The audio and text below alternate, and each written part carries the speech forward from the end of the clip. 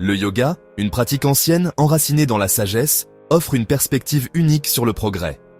Contrairement aux notions modernes de réussite matérielle, le yoga met l'accent sur un voyage intérieur. Il s'agit d'explorer les profondeurs de notre être, et non de conquérir le monde extérieur. Ce voyage n'est pas une course, mais un processus de découverte de soi et de transformation. Les textes anciens comme les Yoga Sutras de Patanjali, la Bhagavad Gita et les Upanishads nous guident sur ce chemin.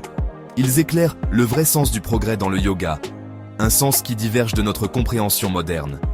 Il ne s'agit pas de la quantité de nos réalisations extérieures, mais de la profondeur de notre connexion avec notre moi intérieur. Ce voyage intérieur consiste à reconnaître notre vraie nature.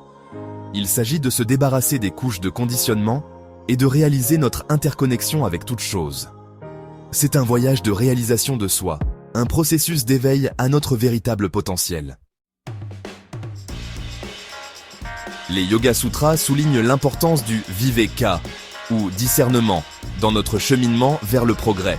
Il s'agit de distinguer entre notre vrai soi, le purusha, immuable, et notre nature matérielle en constante évolution, prakriti. Ce discernement n'est pas un exercice intellectuel, mais une expérience vécue, cultivée par une pratique constante. La Bhagavad Gita met l'accent sur l'importance de l'action désintéressée, ou karma yoga. Il s'agit d'agir avec conscience et intention, sans être attaché aux résultats. Ce détachement nous libère du cycle du désir et de l'aversion, menant à la paix intérieure et à la libération. La connaissance de soi constitue le fondement du progrès dans le yoga. Il s'agit de comprendre nos pensées, nos émotions et nos schémas. Il s'agit de reconnaître la nature impermanente de nos expériences et de cultiver l'équanimité face au haut et au bas de la vie. Les Upanishads dévoilent la profonde vérité de l'unité, ou Advaita. Elles nous enseignent que notre vraie nature n'est pas séparée de la conscience universelle, ou Brahman. Le progrès dans ce contexte consiste à réaliser cette unité, à dissoudre l'illusion de la séparation. La purification mentale est au cœur de ce processus de réalisation. Les Yoga Sutras de Patanjali décrivent le mental comme la source à la fois de notre souffrance et de notre libération. Grâce à des pratiques comme la méditation et la pleine conscience, nous apaisons les fluctuations du mental, révélant ainsi notre clarté et notre paix innée. En apaisant notre mental, nous diminuons les inférences cognitives. Nous commençons à percevoir le monde avec plus de clarté, de compassion et de sagesse.